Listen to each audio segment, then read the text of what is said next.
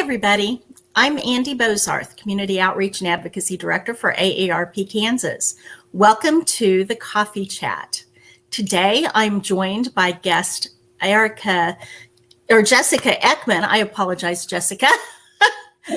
Jessica comes from the National AARP office, and she is here to talk about a very innovative way that you can save money if you don't have access to a 401k. Welcome, Jessica. Thank you for having me, Andy. It's great to be here. We're really glad you took time out of your busy schedule to join us today, especially because the information you have is specific to Kansas and people in Kansas who are looking for new ways to save money as they prepare for retirement. And I understand you put together a few slides for us to help us understand the topic a little bit. Yes, I did. Let me go ahead and share my screen and we can get started with that presentation. Okay. Let's see. And I see it. I'm going to pull it up on the screen now. Okay. Let me know when it's ready. It is ready. It's covering the screen. Great. Okay. So hi, everyone. Thank you for having me today. My name is Jessica Eckman, and like Andy mentioned, I work with the AARP National Office on retirement security legislation, or what we often call Work and Save. I work with states around the country to better understand the retirement crisis that we're facing, as well as potential solutions to that crisis. So with that, let's get started and talk about the country's financial security gap in retirement, and in particular, the retirement savings picture in Kansas.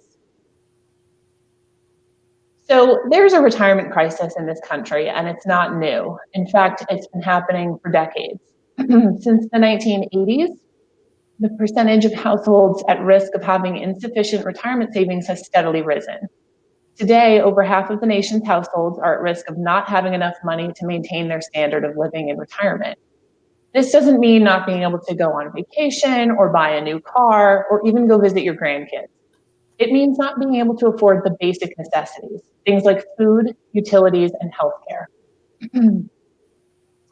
The problem isn't just that people are failing to save quite enough for retirement. Many people aren't saving anything at all. You can see here that nearly 60% of households overall have no assets saved for retirement. And it's not just for younger folks either. This shows that huge numbers of people ages 55 to 64 also lack retirement savings. These effects are felt by everyone. We know that saving for retirement is critical to a secure future. So why do so many people lack savings?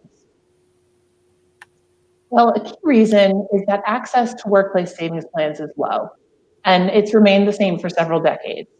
Only 55% of private sector workers have access to a retirement plan at work. This might prompt you to ask a couple of questions. First, why don't employers offer retirement plans to their employees?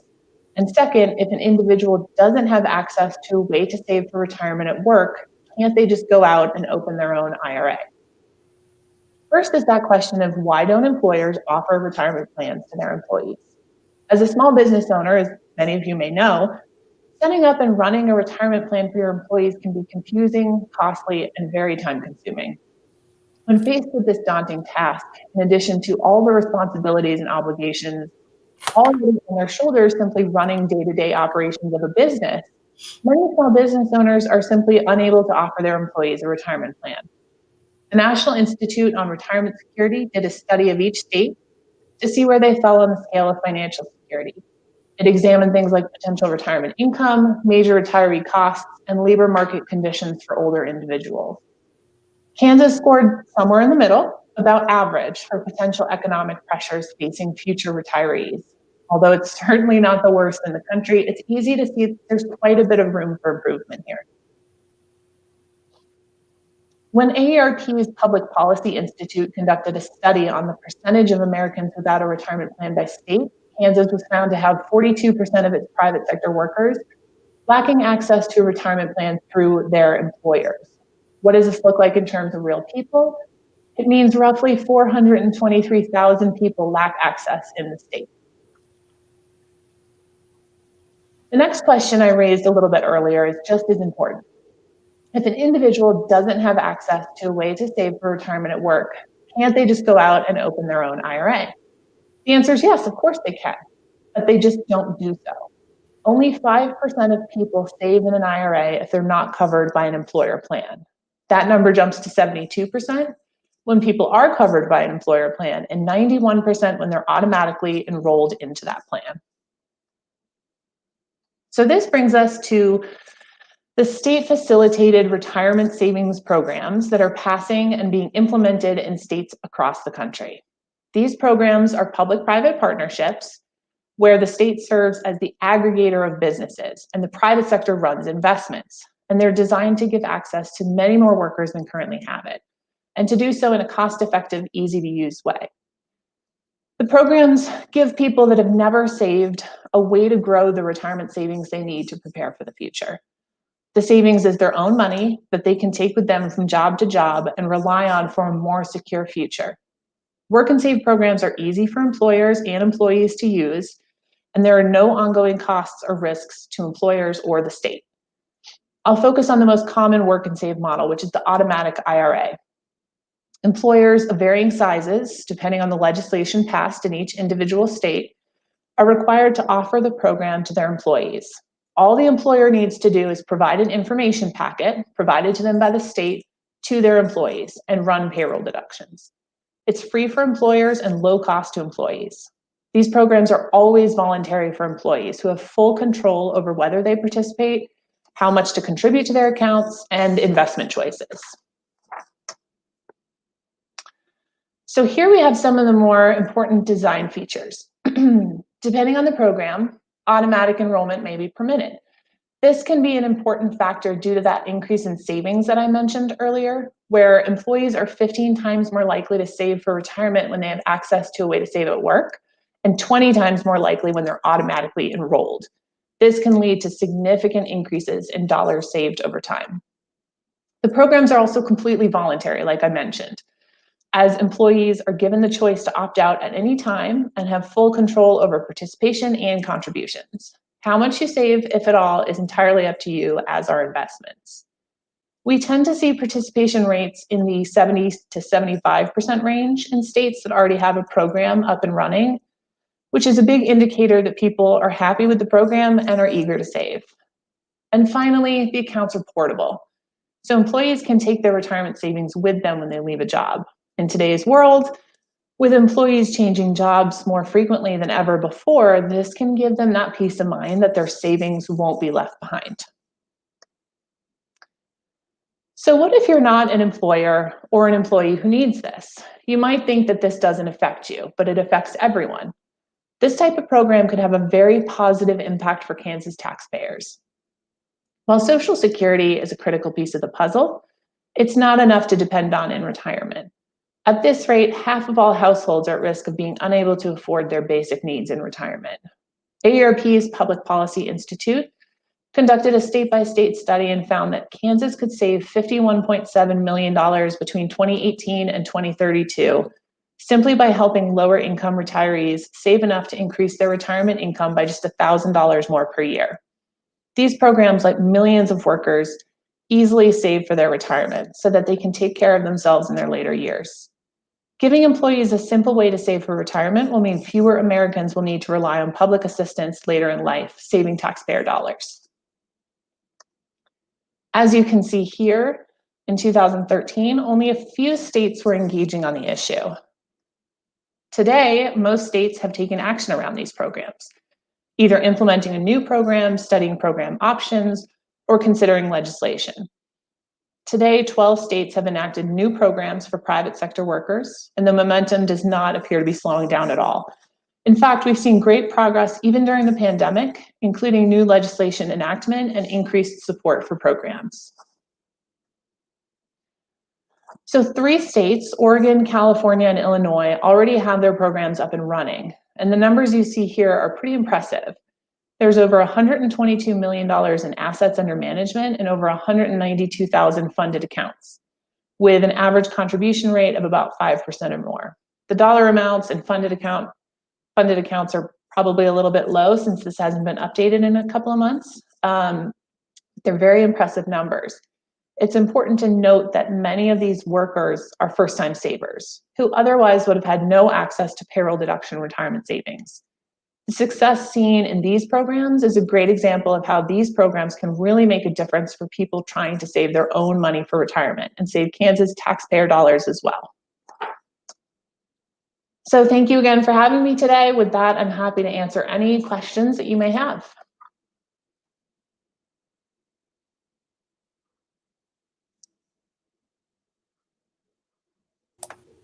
Actually, I was muted, so I apologize for that.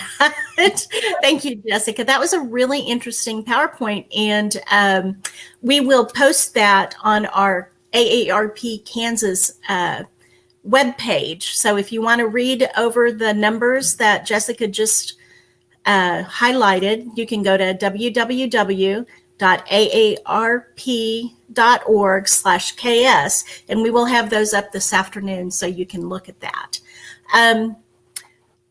I want to remind everybody that I'm Andy Bozarth, AARP Kansas Community Outreach and Advocacy Director, and I'm joined by Jessica Eckman today, and we're discussing a really innovative program called Work and Save that allows people a safe and easy way to save for retirement if they don't have access to a 401k. So if you have any questions, please put those in the chat box, and I'll be happy to ask Jessica, and she will be happy to answer them.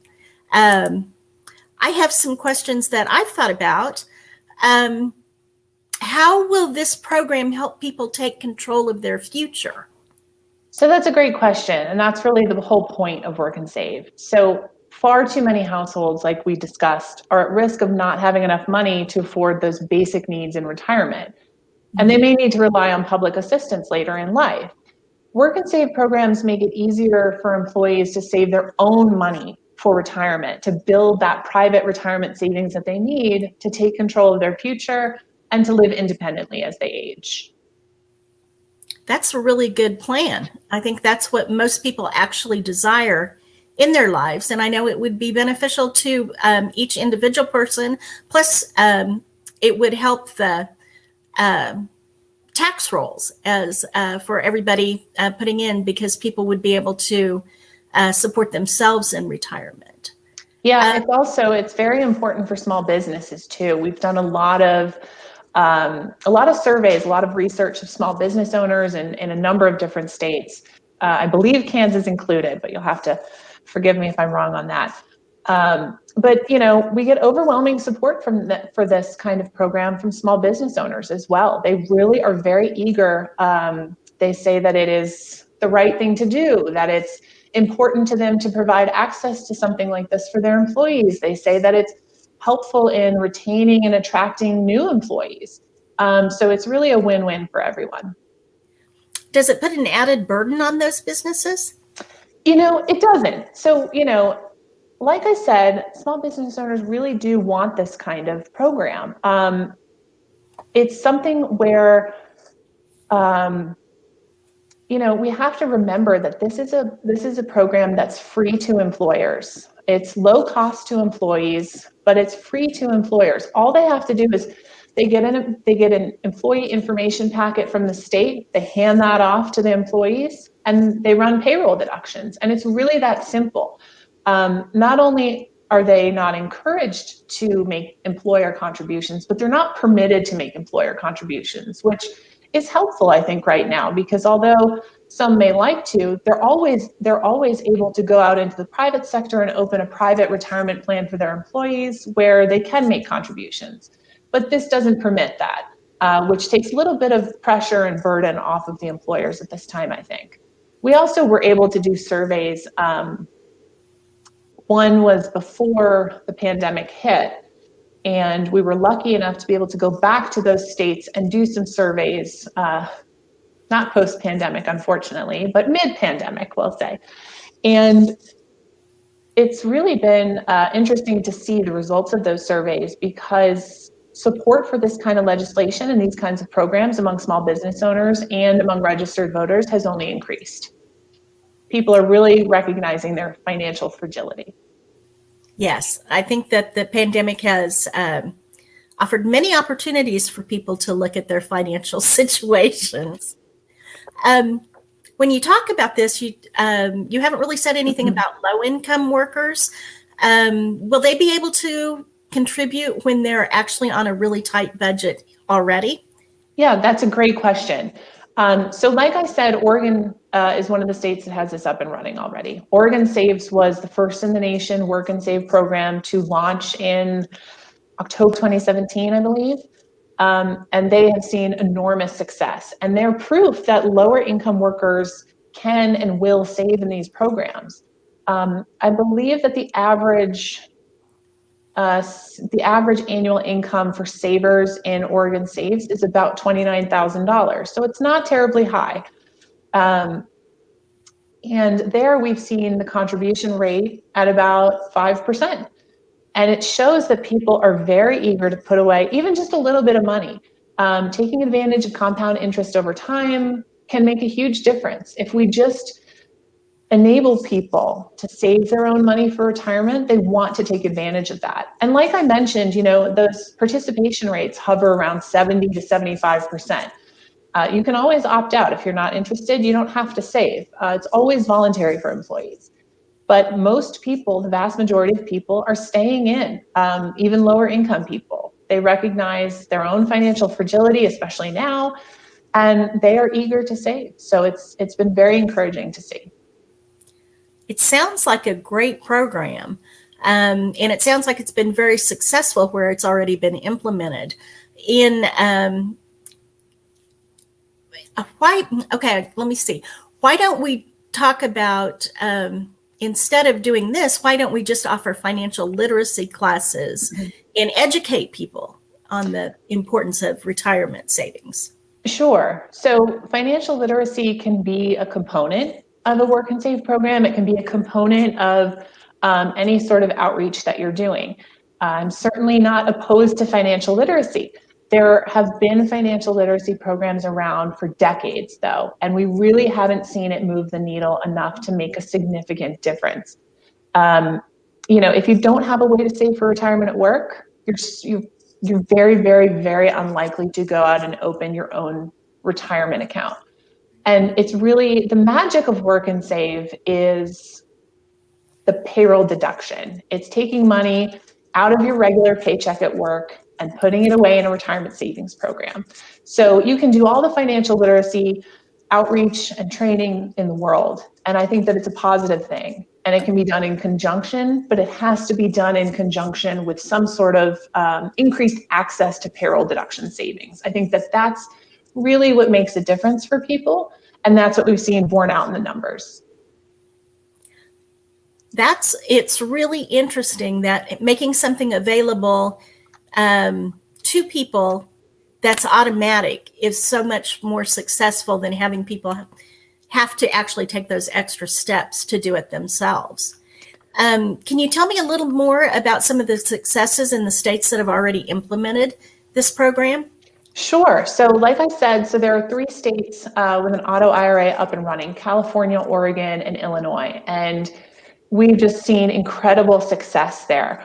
We've seen contribution rates where the default is 5%, but the contribution rates hover just a little bit over 5%, which means that people are either escalating themselves, or there's auto escalation that kicks in and they decide not to opt out of that, which again just goes to show that people are very eager to save.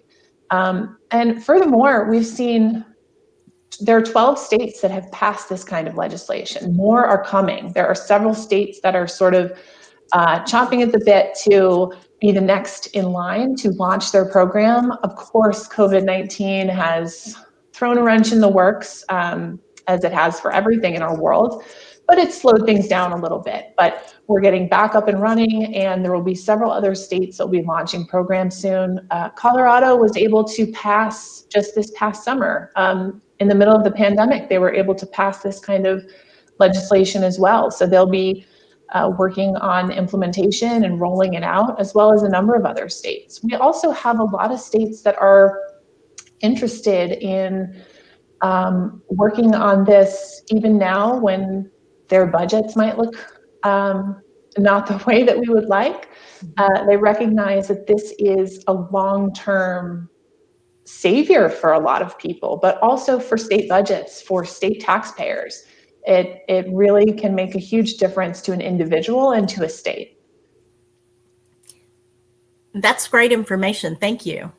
I think that the Work and Save program, I know that we did research here, and employees in Kansas are very interested in having this program available to them.